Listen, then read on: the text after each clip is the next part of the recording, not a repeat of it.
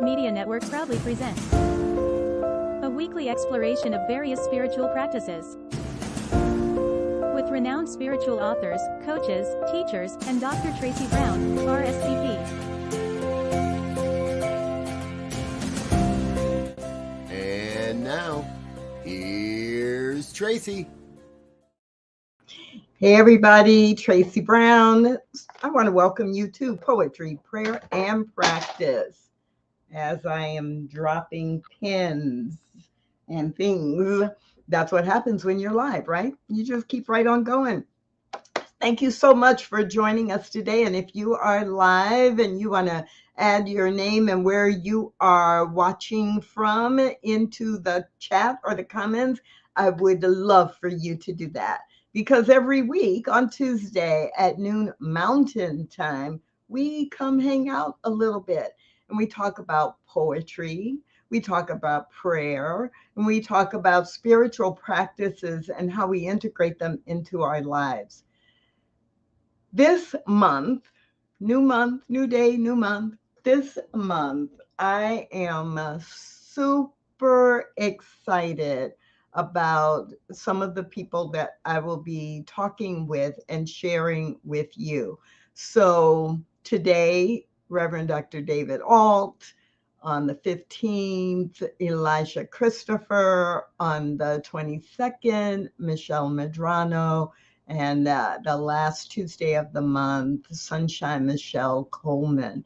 And I hope that you, just like you're here today or you're watching the recording of today, I hope that you will mark your calendar for noon Mountain Time every Tuesday, because these conversations are so fabulous. At least that's what I have been told by others. I have a great time talking to people about their spiritual practices and what different spiritual practices mean to them and how they teach or enhance spiritual practice. But I have heard from people who have watched the show that they always learn something and they get introduced to people they weren't familiar with before. And because you can ask questions or make comments in the chat, we can always integrate your comments and your questions. So without further ado, I want to get into this conversation with the amazing David Ault. And you know, you probably have people who you say, oh, I love that person. They're so awesome. Well, for me, with David Ault, I always say, I love me some David Ault. He is so awesome. He is the most awesomest person in the entire universe. So let me tell you 3 things I know about David Ault. One thing that I know about David Ault is that he's based in Atlanta, although he travels all over the globe on a regular basis. Number 2, he is the founder of Kaleidoscope Child Foundation, and I know that there's no way we can talk without somehow talking a little bit about the work of the foundation and how the foundation began. And then the third thing, it's so hard. It's so hard because I could tell you 20 things. So the third thing I'm going to tell you today about David Ault is that if you've never read anything that he has written, then you have been missing out. He is one of the people when I want some spiritual nourishment or I want to make a connection between spiritual principle and actually living it, whether I go back to writings, things that he wrote for daily guides for the Science of Mind magazine, or if I go to his book, The Grass is Greener Right Here, I have found David Ault is one of the people who, as a speaker and a writer and teacher, just stretches me and grows me in the most wonderful way. So, of course, I am very grateful that he said yes to the invitation to be on the show. So, I'm going to bring him in and hi. Wow, what an introduction. Man. Well, I guess people can tell that I'm not reading your official bio. Thank God. I'm so bored with that. so, so what else do you want people to know about you that gives some context to us just chatting today about poetry, prayer, and spiritual practice? Well, when you did send me the email, there was this, the word poetry in there. And I thought, oh my God, because I'm a little closeted poet. And last April was International Poetry Month or something. And I thought, well, dare I start to post some of my little secret things?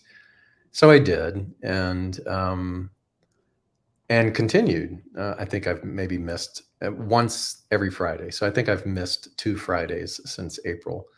And some of them are old archived stuff, and some of it is made a beautiful practice of what can I generate or create or be in tune with for next week. So I've loved the practice of writing.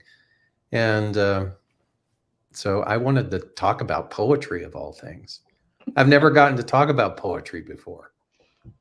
Well, yeah, and people who've known you for a long time, they're going to get a treat and see another side of David Ault. And you're pretty transparent. Like, what you see is what you get. But people don't know this about you. Yeah, and when I consider what would I do with all of these, would I put them in a book? Some of them are dark, and some of them are light and juicy and fluffy, and some of them are atypical, I think, of what we would speak in spiritual language. But the thing that I love about poetry is the raw and the real. And so even if nothing ever got seen by anybody else, it's not about that. It's not about writing it to be seen. It's writing it as a vehicle. Notice I'm from the South. I just said vehicle. A vehicle to let air out what's in there in a way that doesn't need to have any manicure or any kind of,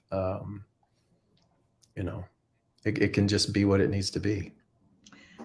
That's interesting because one of the reasons this show even exists is because last year I found myself in a group that was not a mastermind, but for people who weren't in the group, that's a way that many people can kind of understand a little bit. But a group of 13 poets got together, or 13 people got together, people who were poets and aspiring poets, and we would meet every week. And we did this over several months, and we would share something we had written and give each other feedback and tweak it, and throughout the week connect either in Facebook or email. And so it was like a poetry writing, workshop or retreat, but over a long period of time, over many weeks. And at the end of the process, we co-published a book. And so the lead poet, who you may be familiar with, is mystic poet Shallan Harkin. And so the first half of the book were new poems from Shallan Harkin. And then the second half of the book were anywhere from 2 to 6 poems from each of the rest of us.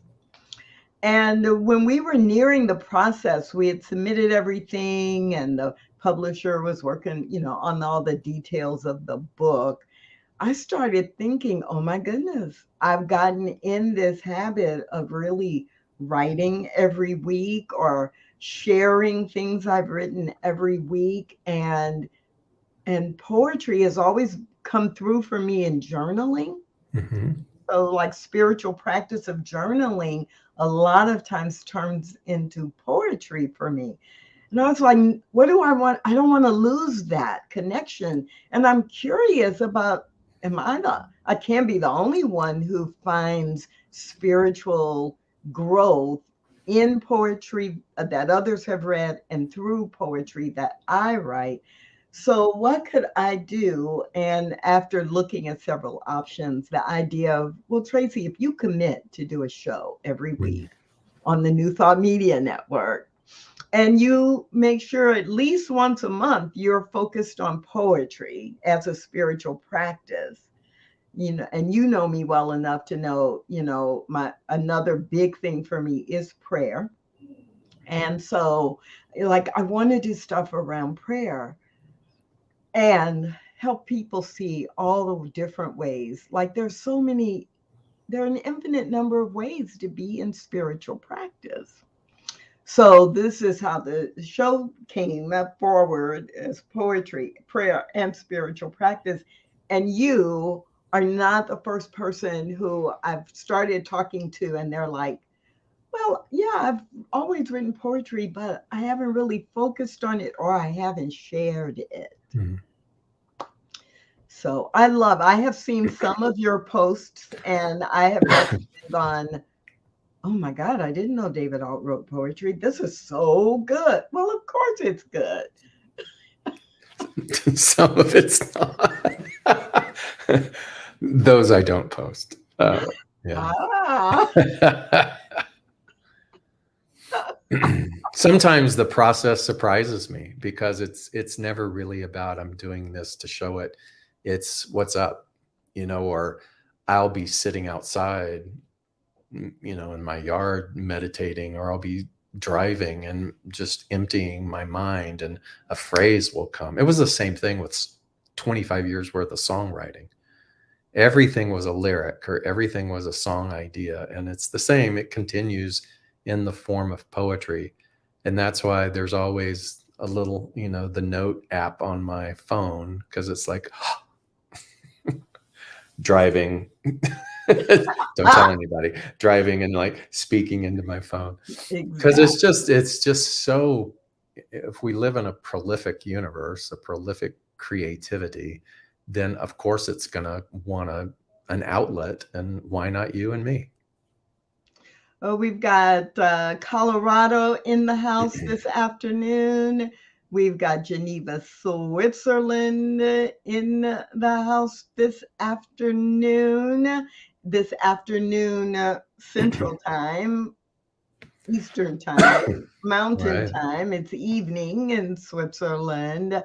And you just said something that, of course, I am surprised I didn't think about this.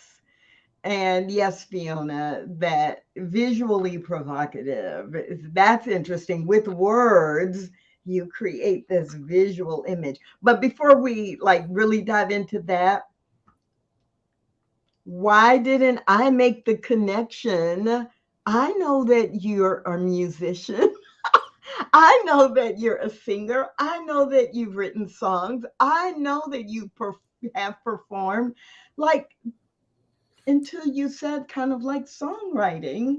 I mean, I write in rhythm, whether it's the daily guides and the song. So when I read it back, if it doesn't have not rhyme, I don't do rhyme poetry, but if it doesn't have a rhythm to it, if it's clunky in any way, then I go back and I rework it. And I was just talking to Julie, the editor of Science Mind magazine, because next month I'm doing the daily guides, and she was just saying to me about, we were talking about the editing process, and I said, yeah, even before I send it to you, I have to sing read it, because if it doesn't have this particular flow, then I know that either it's needs to be deleted or it needs to be reworked. So we're having this conversation live in August. So you are the September daily guides. I am the September September. 20. However, it's the first double edition. So Right. there will be a September-October hybrid combo. Right. Don't know. So my guides are the September guides. Yeah. Right. Great. So I want to specifically be clear about that because someone may be watching the recording at some other time. So the September 2023 daily guides in the Guide for Spiritual Living, also known as Science Mind Magazine. So, but there are people who don't know your background with music. That's not one of the things I said as the 3 things I'm going to tell you about David Ault. So come on, give a snapshot so that makes they have some context. I sang coming out of the womb. Singing was salvation for me as a little boy. It's what I came naturally.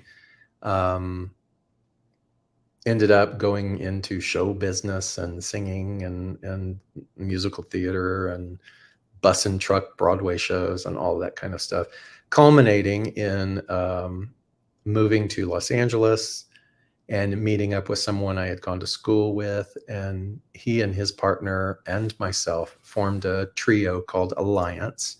And we traveled with Louise Hay. So actually my foray intro, being plunged into all things New Thought, came with Louise Hay.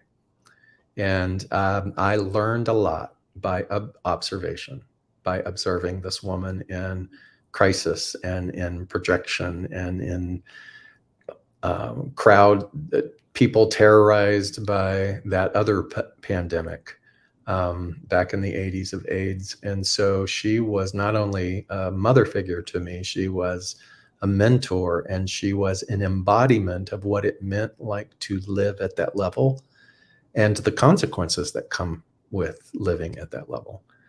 And so, but our role with her was music, and we would sing and open for her and travel with her and help facilitate in workshops and things of that nature. And so if you know the song, I love myself the way I am, there's nothing you need to change.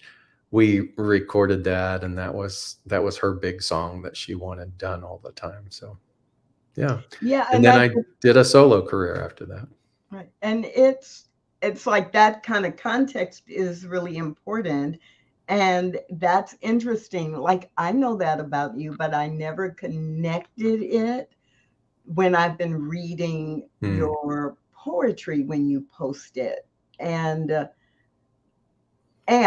yeah, that's just fascinating. And no one had a better intro into New Thought than, right? For me, the only difference in songwriting and the type of poetry that I write is I would confine myself to rhyming somehow in the song, but I don't do that in my poetry. So what's the chance that I could invite you to read a poem for the audience? It just so happens that I have. Well, you were gonna, when we were talking before we started to tape, you were gonna ask a little bit about spiritual practice.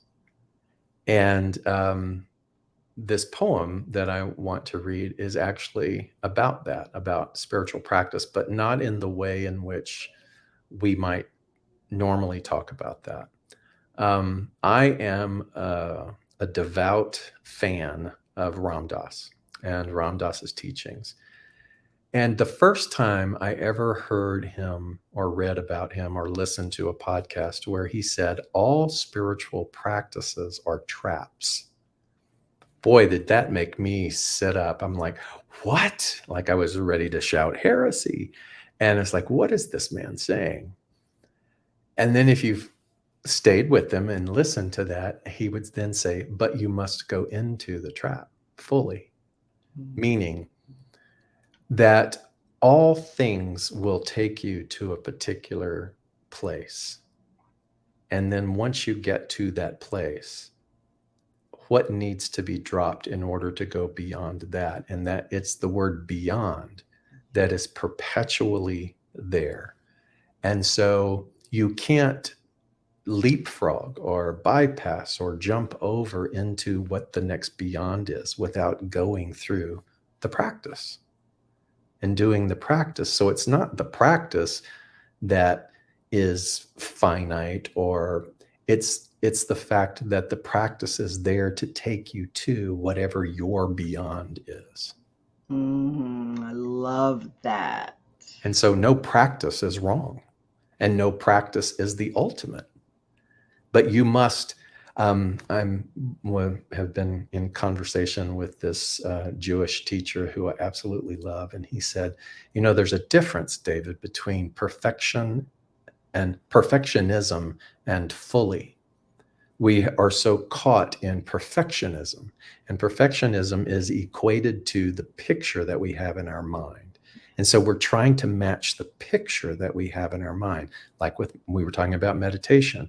So everybody has a picture of what the perfect meditator or meditation is supposed to be, and you will never match that picture. But if you meditate fully, meaning that when the mind wanders, or when the body is in pain, or you have a cramp, or you're hungry, if you just notice that and then commit fully just to the breath, look, I have a cramp. Look, I'm hungry. And then just be in partnership fully with the breath, there's no better way to meditate than that. And I loved that. The difference between perfectionism and doing something fully. And it's the same to me with spiritual practice. Yes. I think we do ourselves a terrible disservice when we think that the practice has to be perfect, because there's no such thing. Yeah, like who gets to define perfect? I know. And yet you can't help but see that and the level of personal suffering that it brings up for an individual. But if you can do it fully, even if fully means 5 minutes. So do you want me to read this poem? I do want you to read this poem, and everybody else wants you to read it too. Oh, okay. I didn't know if you needed to take a break, because showbiz. No, we're good. All right. So this poem is called Unreluctant.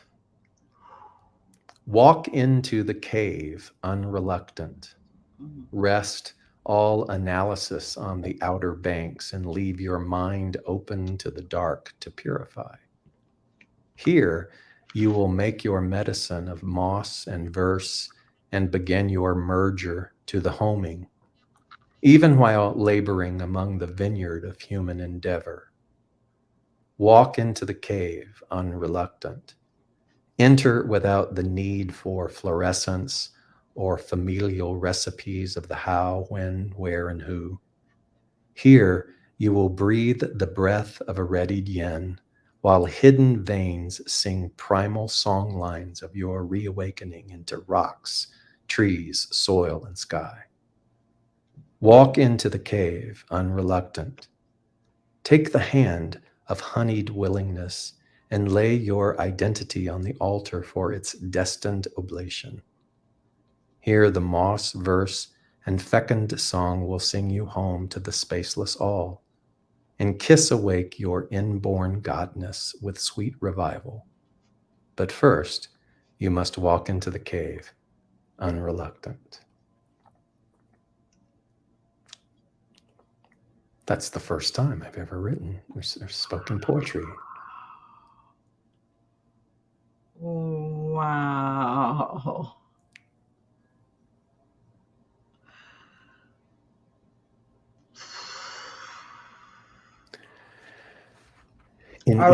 In India, oh, go ahead. You share. Well, no, it's like I just needed the breath, and I want people to have that breath, let it take in.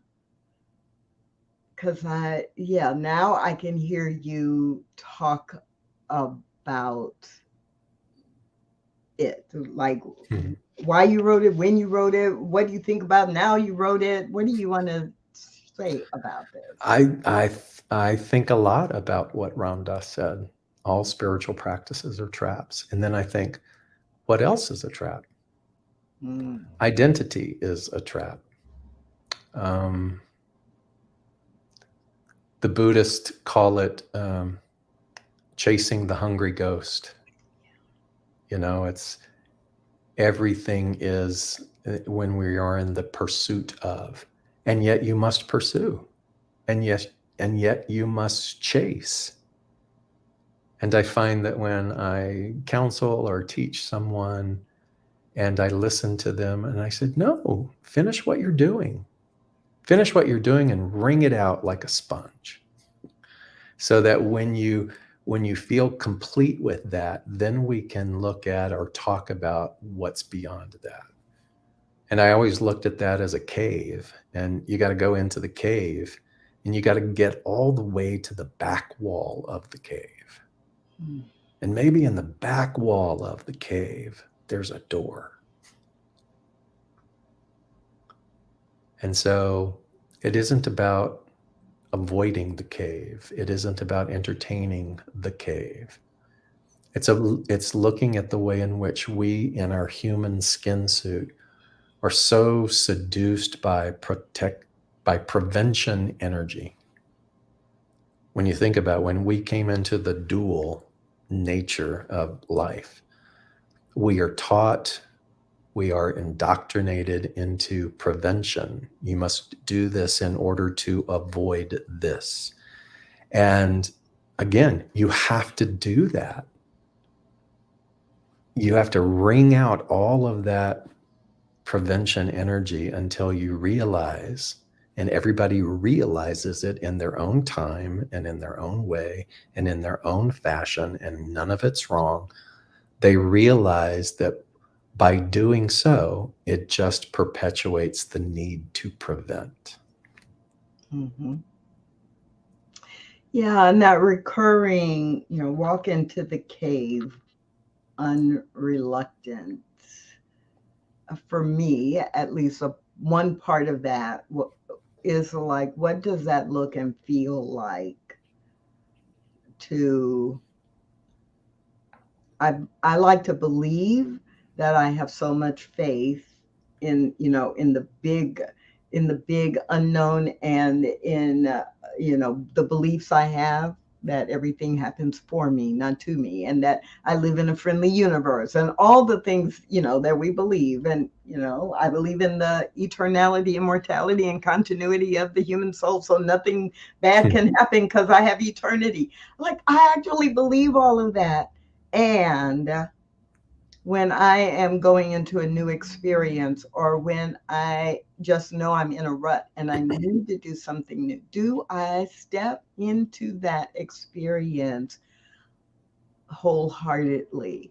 Or what part of me is holding back, trying to be safe, trying to do it right, trying not to upset other people? And I do forget that I need to have the full experience. And yeah, there's a door at the back of that cave that opens up to the next level, or the next experience, or the next people I need to meet. And so why don't I want to go there? So I love this. Yes, I love this. It's the phrase, you can't hurry the harvest. So when I think about just the infinite places where an individual stands on the timeline of whatever evolution is, it's exactly where they need to stand. It's exactly where I need to stand. And so what moves me on that timeline then? What I've come to realize in my ripened age is that what works best for me is just to allow, and to look at all the ways that little David was brought up into just a saturation of prevention energy, and then just to shed that over and over again. I don't know if this will make any sense to you or anyone else, but I'm going to ask a question that's coming through for me. So this prevention energy, yes, I'm following you there. And there's this side conversation that's coming into my head about really social justice and social action and applying spiritual principle to making the world a better place. So whether it's climate change, whether it's racism, whether it's homophobia, whether it's like anything where we want to bring our spiritual grounding into change, even to the point, I think it's social action in rethinking and reinventing the way we do church, Yes. right? The way that we actually apply our spiritual principle to the way we gather, the priorities we set. What would what might unreluctance look like if Ooh, you really want to go there? I do. I do. With you, yeah. Ooh, okay. All right. I want to I be mean, really, I thank you. This is my favorite question. It really is. It's my favorite question because number one, it asks of me to really drop into the clearest place that I can be. And the clearest place that I can be is only from my own experience. And so please know, listener, all, that this is where I share this from. And I will start by saying, when I saw you in Dallas last, I said something that day at the event, and I said, during the pandemic, a new definition of insanity came to me. And that is, insanity is forcing a singular dimensional answer to a multi-dimensional experience. I believe, it's been my experience, and this is me talking about my own experience.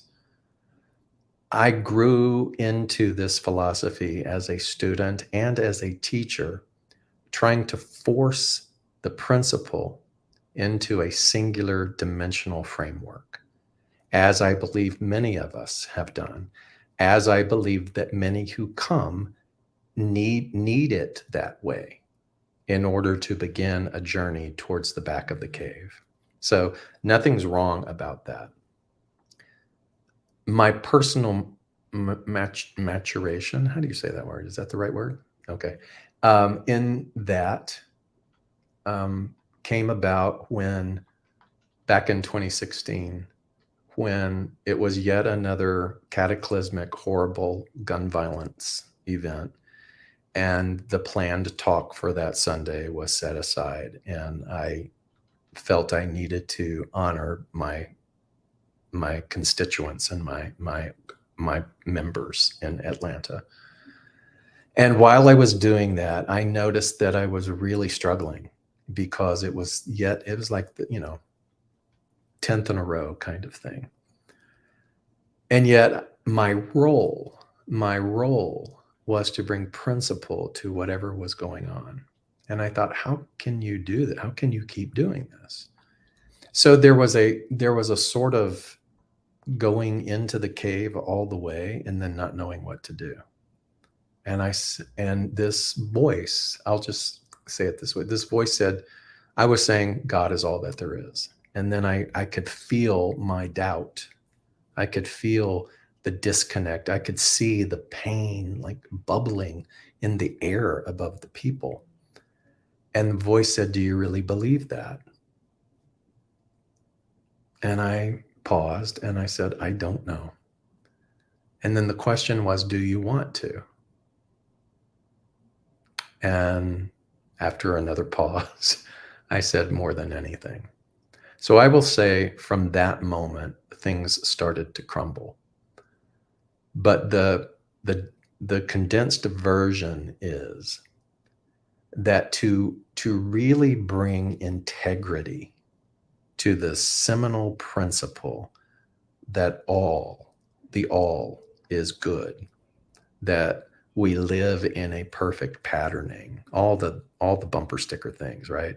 All the things that we pray and speak from, in order to bring integrity to that. And if you look at the root of integrity, integrate, there's the word wholeness there.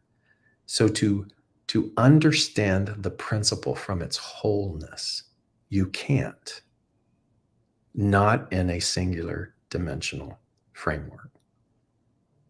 So that requires me to go, then what is it? And I will say the journey that I went on all those years after that was in realizing that when a wisdom teacher or a master teacher or a sage says, can't you see that it's all perfect? I can feel the horror in that from the singular dimensional 5 senses experience, which it is. But when I can begin to look at it from a multi-dimensional perspective, when I can begin to see the soul relationships, when I can begin to see that even the biggest perpetrators of my grief as a child were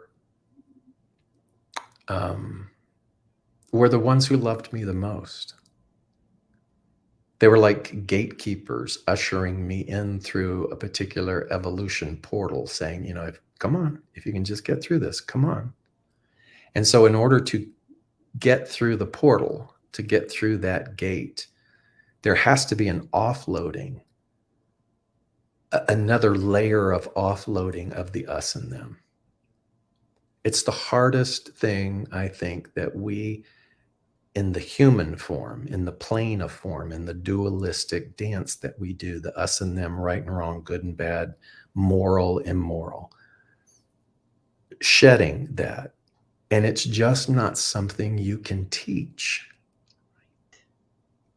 It's something that if you say, when it asks you, do you want to know? And you say yes, more than anything. Then to be in integrity means that the person that you don't know who you will become. You don't know that the identity that you have in this moment will remain your identity, and you must be okay with that.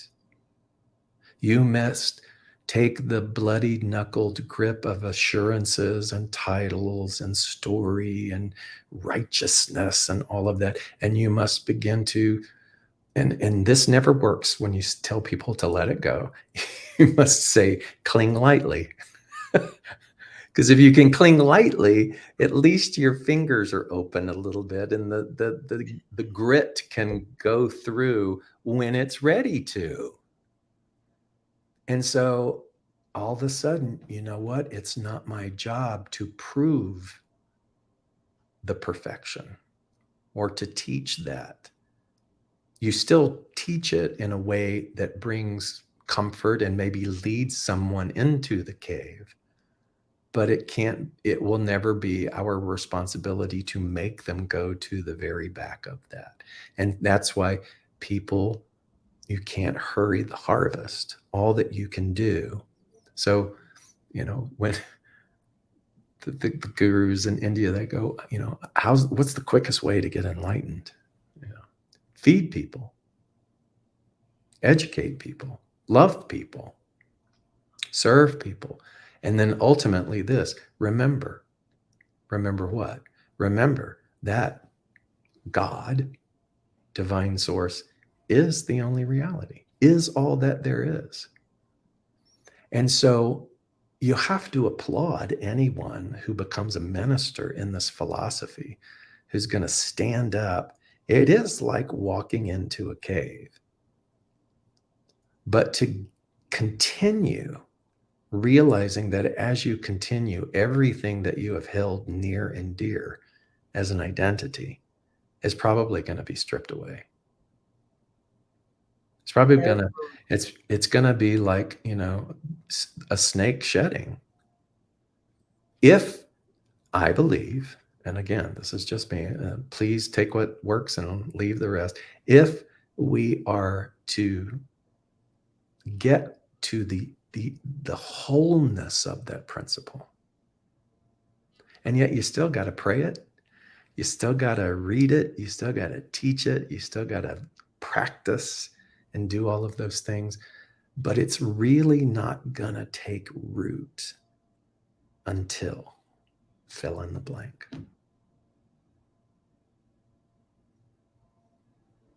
And that's hard.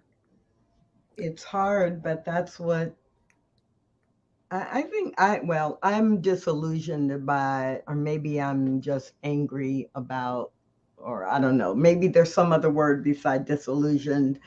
I just don't have a lot of patience with people who believe spiritual practice or applying spiritual principle is supposed to be easy, right?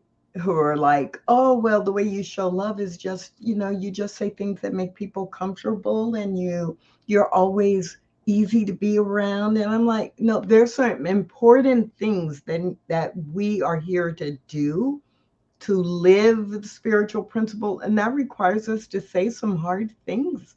That requires us to turn things inside out and upside down, and then walk in principle toward what we see the vision of our world can be, not being in the comfort of, this makes me feel good, even though I see millions of people who don't have basic, like, survival level, right? Or I see millions of people mistreated or discounted or kept out, not being allowed to flourish, but my life is okay. And so, yeah.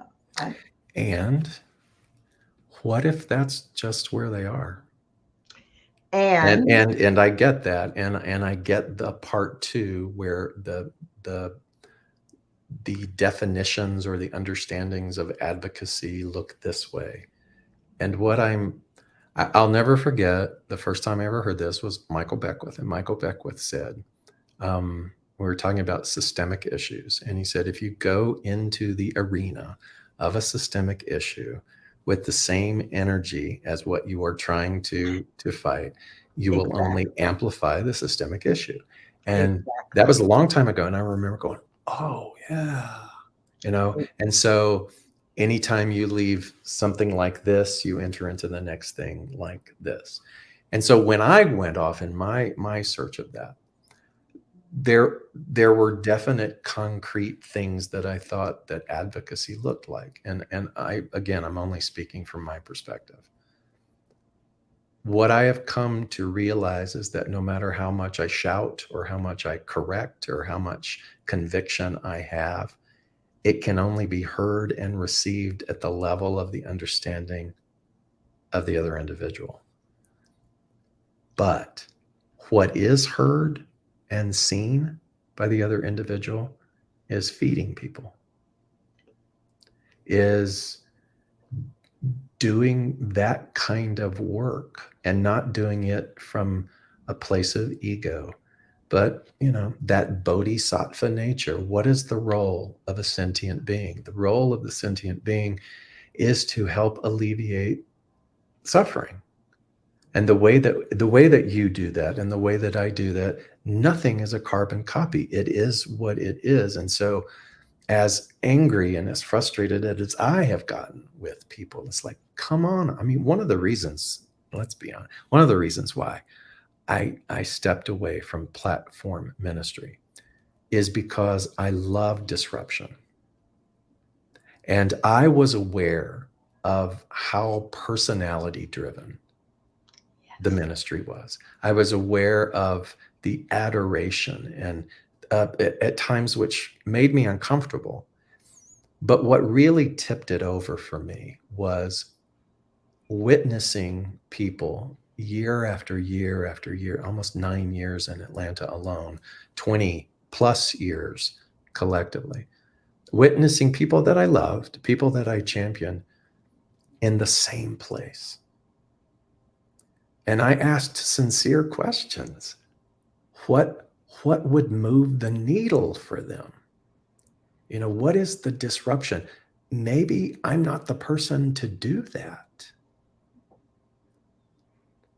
And so I remember going to a minister's continuing education thing that they used to do.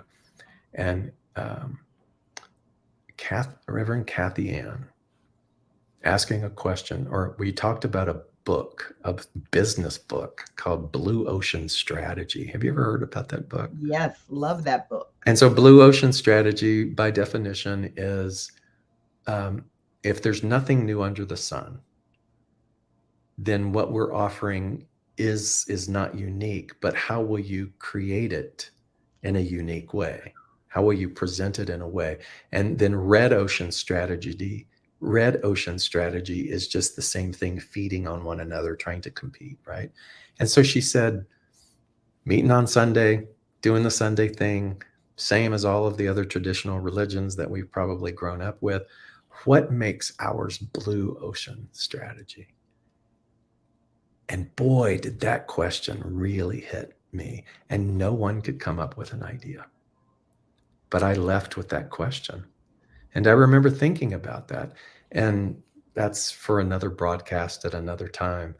But part of that was the whole sage on the stage thing. You know, it's like, okay, at the time, what I was really earnestly looking for was how to move the needle of embodiment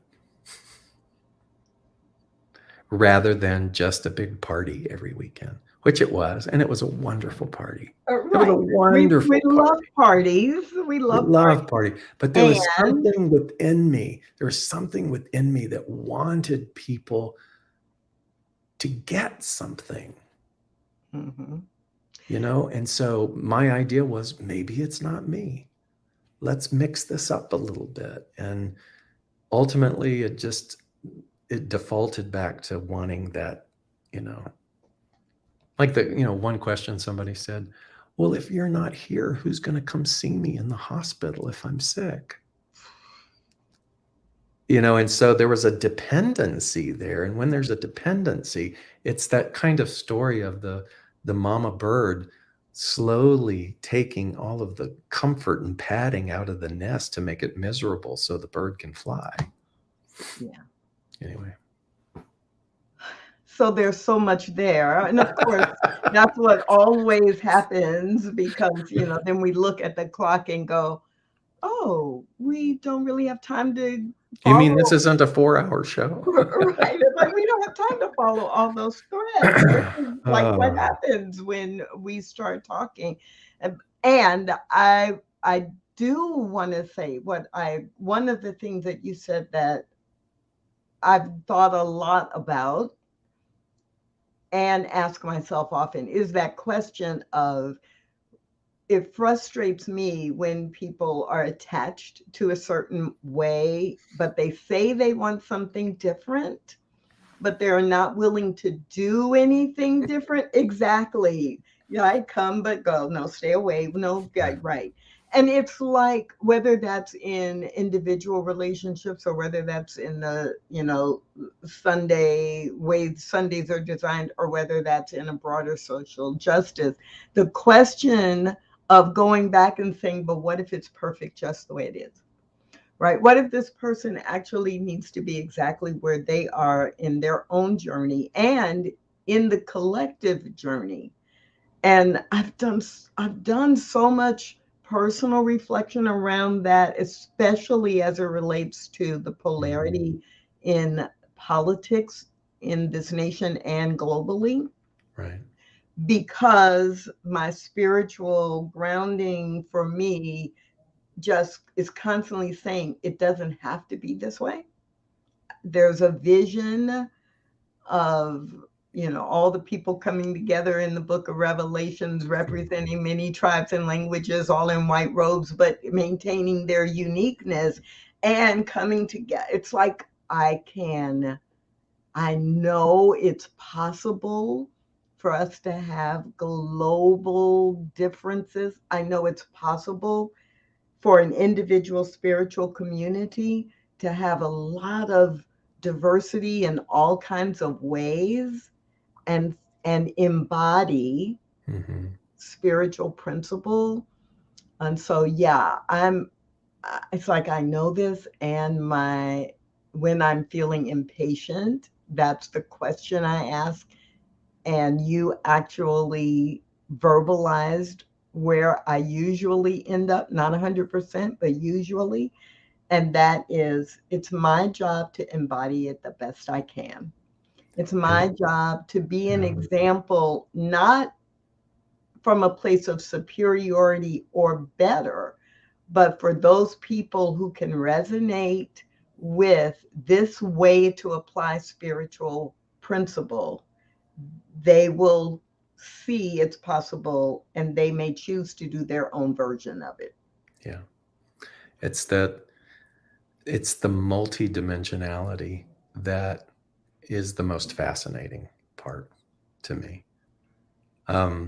I will say it was a bit of a bitter pill to swallow when I realized recently that much of the suffering is in trying to make the yin-yang dynamic go away. Meaning that in the plane of form, in the dualistic manifestation of which this is, of which this human existence is, there will always be yin-yang. There will always be that. So that means there will always be war. There will always be inequity. There will always be division. And it reminds me of those paradoxical statements, or sometimes it's known by a poem name anyway. And one of them, it's misattributed to Mother Teresa, but it was actually written by some guy as a thesis in college, I think. But the one that speaks to me is, you can spend your whole life building something and it can be destroyed overnight. Build it anyway. And I'm finally, after all these years, I'm finally arriving to the beginnings of understanding what that means in terms of coming into this form. That if you understand there will always be yin yang, will you do it anyway?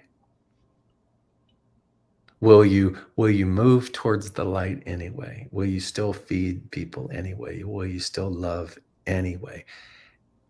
And to me, that's the dance, and that's a real hard sell.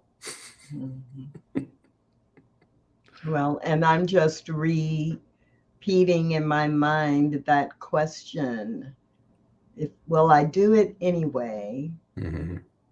And will I do it fully and not worry about if it's perfectly? Yeah. Perfectly to the image that would eliminate the yin and the yang, right? Because in my brain, my human brain thinks it has to be this, not this. Right. But if I fully do my part and what I'm led to do, it's not going to look like that, but it's going to be exactly what needs to happen. And oh, do I have stories? Oh my God. So that means you're just going to have to come back, and we're going to have to try to remember that this is where we ended and pick up. So we only have like 4 minutes, but I do have to ask this question. So was there another poem that you really want to read that we could close with? Yeah, I'll do it. So a year ago, I was walking the Camino again, which is the Camino de Santiago, the famous pilgrimage. I was doing the Portuguese route, and as a fundraiser for my foundation, Kaleidoscope Child Foundation, to raise money for the work that we do. And I really wanted to go to Fatima. And so if you don't know, if you're not I wasn't raised Catholic, but I was fascinated by the story of Mother Mary appearing to these children in 1919. And there's this massive cathedral there. And so I rerouted because I really wanted to see it. If I'm going to be in Portugal, why not? And I made it to Fatima. And the day before, I posted on social media, I said, this is what I'm doing. I'm going to Fatima. If you want me to bring your prayers with you, send them to me. And many people, man, oh my God, I was like cut and pasting in my phone because all I had to take my prayers to Fatima, and not knowing what it was going to be or what it would look like. I said, I'll find the perfect place. Well, I found this amazing chapel with this mystical painting of Mary speaking to the kids, and it was otherworldly. And so I read the prayers off my phone, looking at Mary. And then I waited, and it was like, what would Mary want us to know? And so I'll close with this. She said, bread feeds when broken open. Soil grows when broken open. You are not broken. You are the world's nourishment continually being broken open by design. It's the inevitable agreement for the human assignment. Cease cursing, fearing, covering, or outrunning the breaking. Accept it. Acceptance is a gracious thief that robs us of our daily terrors of breaking. And I'll skip a little bit. Celestial deterioration of a false solidity, all temporary, all eternal, all healing. Bless it all. Love all now through thoughts of acceptance. Love without reserve and celebrate the pendulum. And watch, quiet and without formality, the window of infinite mind open to offer understanding of how to be in this world of form, but not attached to its transitions. Let prayers become psalms of thanksgiving. You may read this from books, yet just beyond intellect, beyond opinion and traditions, comes wisdom birthed from your tender willingness to simply be broken open. Fall towards that moment, open to the pain, open to the loving, open to the betrayal, open to the wounding and the victory. Break open, forgive yourself, live as though you've already won, because, beloved, you have.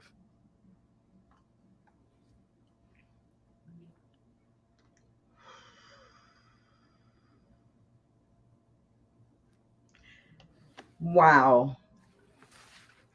I love you. I appreciate you. I'm so grateful for you. Thank you for being today's featured guest on Poetry, Prayer, and Practice. Thank you. Everybody, just remember to stay tuned for what's coming up the rest of the month. Please mark your calendar for every Tuesday at noon right here on the New Thought Media Network. My name is Tracy Brown. I'll see you next week or sometime soon. Thanks for watching. Join us again next week, or watch on demand at www.ntmedia.org or youtube.com/New Thought Media Network. New Thought Media Network, positively inspiring. Learn more at www.ntmedia.org.